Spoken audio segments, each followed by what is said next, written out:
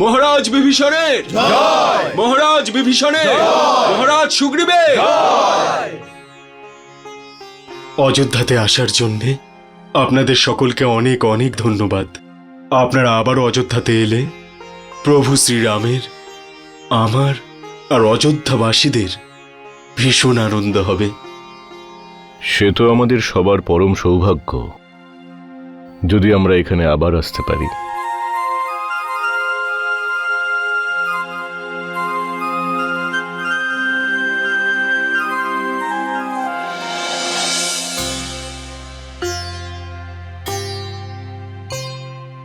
जिस माटी में प्रेम से विचरे रघुनाथ, उसे विभीषण ने लिया सादर अपने हाथ, ले जाने को साथ।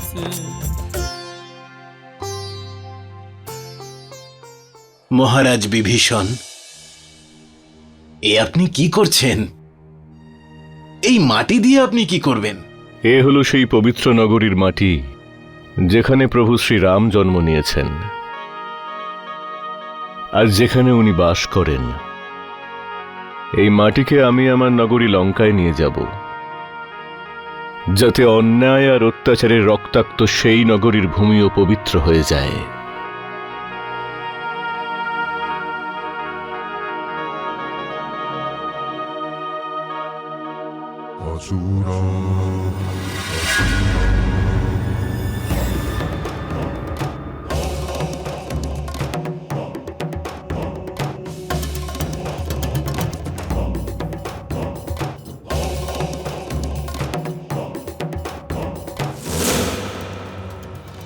রাজকুমারীর রাজকুমারীর রাজকুমারীর রাজকুমারীর রাজকুমারীর রাজকুমারীর রাজকুমারীর রাজকুমারীর রাজকুমারীর রাজকুমারীর রাজকুমারীর রাজকুমারীর রাজকুমারীর।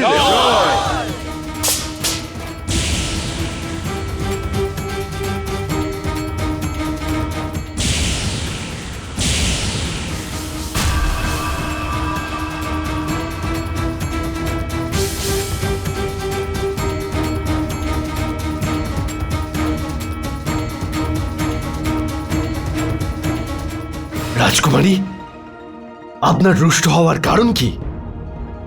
আমি নাকি আমার কোনো সেবক কোনো ভুল করেছে? ভুল? ভয়ঙ্কর ভুল। আমি এত দূর থেকে এসে এইখানে অভিনন্দন করাতে আসিনি। তাহলে আপনার আগমনের উদ্দেশ্যটা কি? আমি তোমাকে তোমার মাস্তুতো ভাই লঙ্কেশ্বর রাবণ আর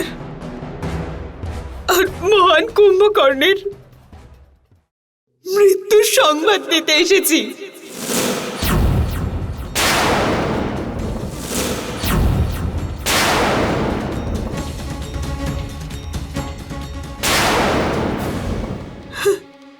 না না, এটা আপনি কি বলছেন রাজকুমারী? আপনি বলুন এটা সত্য নয়। এই ভূমি থেকে আকাশ পর্যন্ত এমন কেউ নেই যে দুজন মহাপরাক্রমী ভ্রাতার হত্যা করতে পারে। সত্য বলছো তুমি দাদা?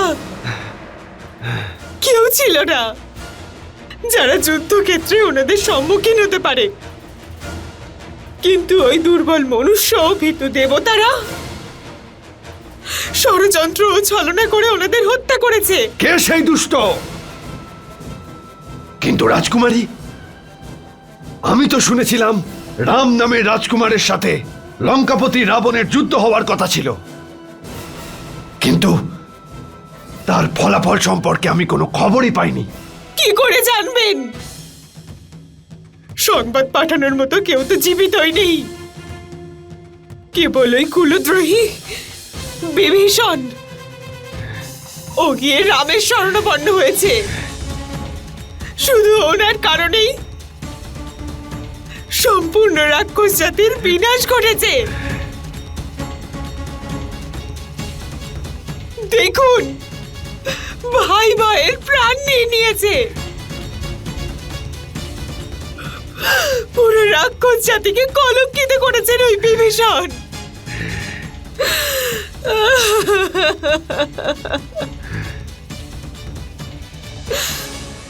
দুর্বল ছলনাকারী দেবতারা,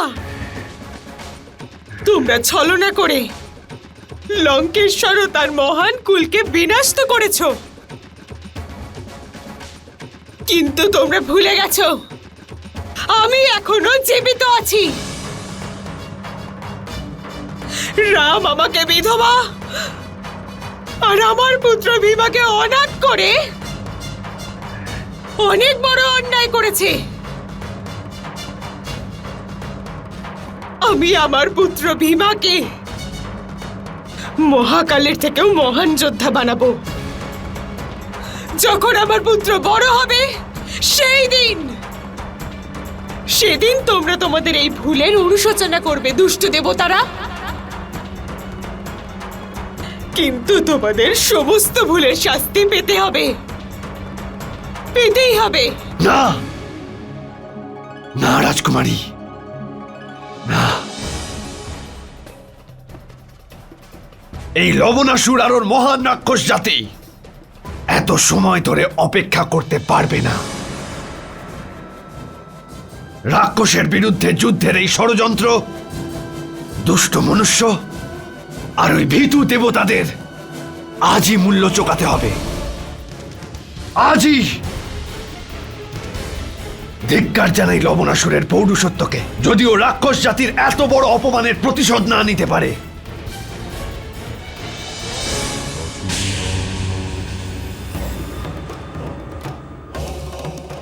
সবাই শুনুন,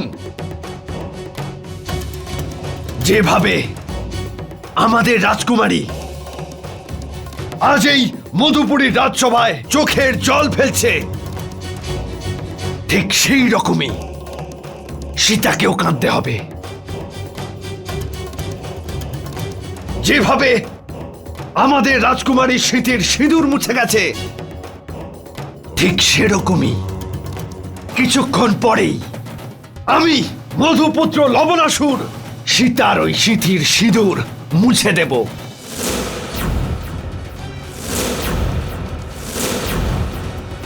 মুছে দেব ওর সিঁথির সিঁদুর।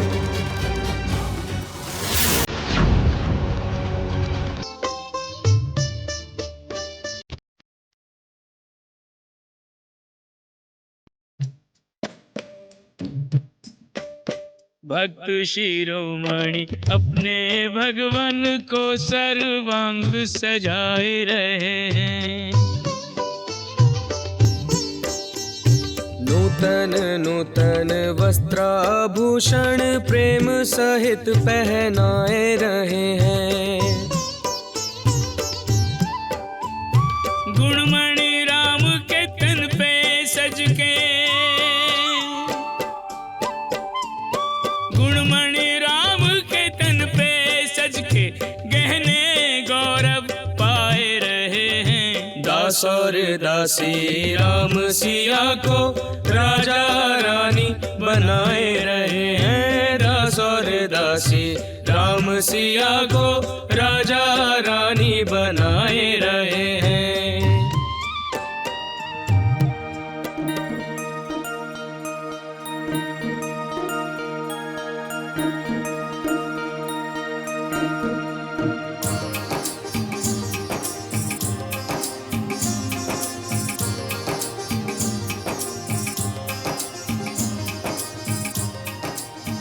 মাতা,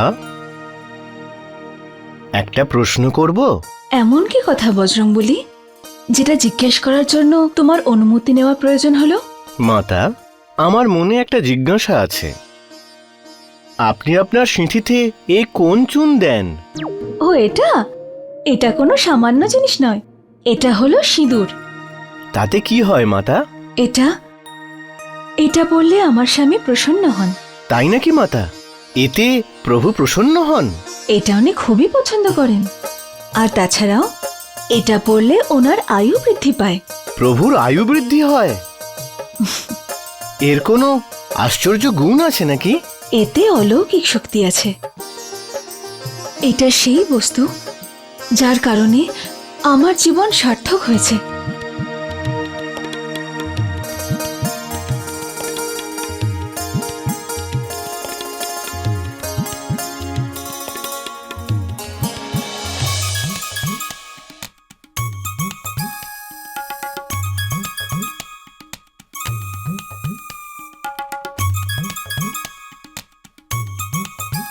দেখে তো সাধারণ গুঁড়োর মতোই লাগছে।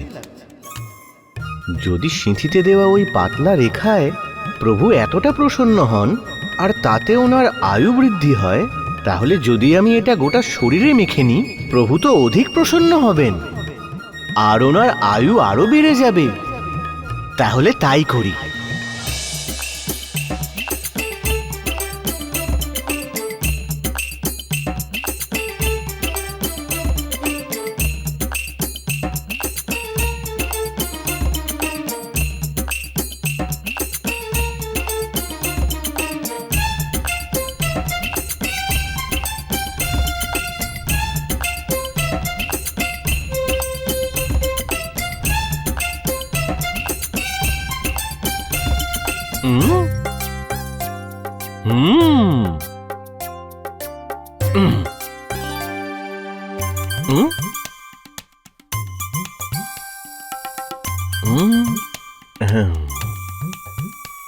কি হচ্ছে এটা? মাতা জানকীর সিঁথিতে তো এই সিঁদুর একই জায়গায় থাকে, তাহলে আমার শরীরে কেন থাকছে না?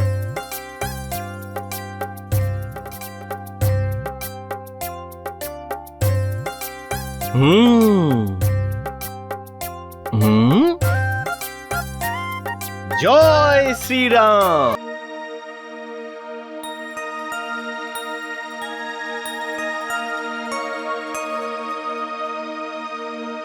সীতা, আজ হনুমানকে দেখতে পাচ্ছি না।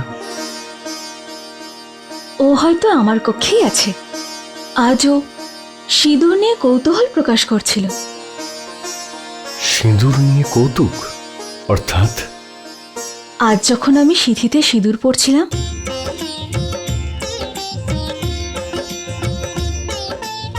जैसा करने से मिले स्वामी का अनुराग, सेवक वैसा ही करे लोक लाज को क्या।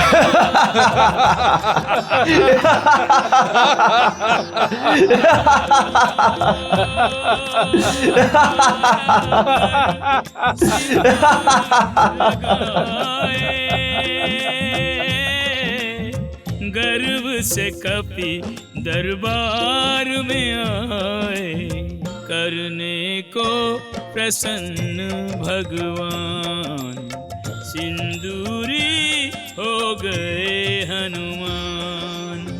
আমার গোটা শরীরে এত সিঁদুর দেখে প্রভু নিশ্চয়ই আজকে খুব আনন্দিত হয়েছেন, আর নিশ্চয়ই ওনার আয়ুও অনেক বেড়ে গেছে।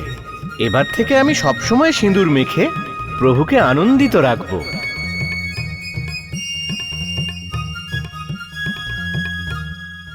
হনুমান, এ কোন লীলা রচনা করেছো? প্রভু, এটা আমার লীলা নয়, এটা তো মাতা সীতার দেওয়া জ্ঞান। প্রভু, আপনাকে খুশি করার জন্যই আমি গোটা গায়ে সিঁদুর মেখেছি। আপনি প্রসন্ন হয়েছেন তো? তোমার মাতা সীতা তোমাকে কি বলেছেন? মাতা আমাকে বলেছেন যে ওনার সিঁথিতে সিঁদুর দেখে আপনি প্রসন্ন হন আর আপনার আয়ু বৃদ্ধি পায়। তাই আমি ভাবলাম যে সিঁদুরের একটা পাতলা রেখায় আপনি এত প্রসন্ন হন আর আপনার আয়ু বৃদ্ধি হয়, তাহলে গোটা শরীরে সিঁদুর মাখলে আপনি কতটা অধিক প্রসন্ন হবেন আর আপনার আয়ু আরো বেড়ে যাবে। সেই কারণেই ঘিতে মাখিয়ে সিঁদুর আমি আমার গোটা শরীরে মেখে নিয়েছি। হনুমান, তুমি আমার প্রকৃত ভক্ত। তুমি ভক্ত শিরোমণি।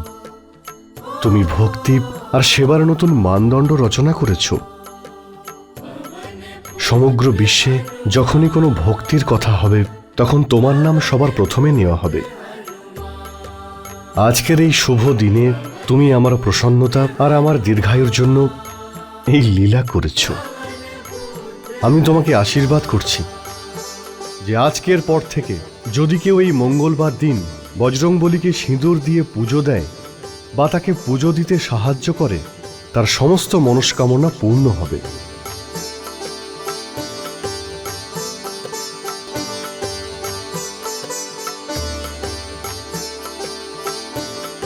সে বজরংবলীর আশীর্বাদ তো লাভ করবেই, তার সাথে সে আমারও প্রিয় হবে। জয় শ্রী রাম।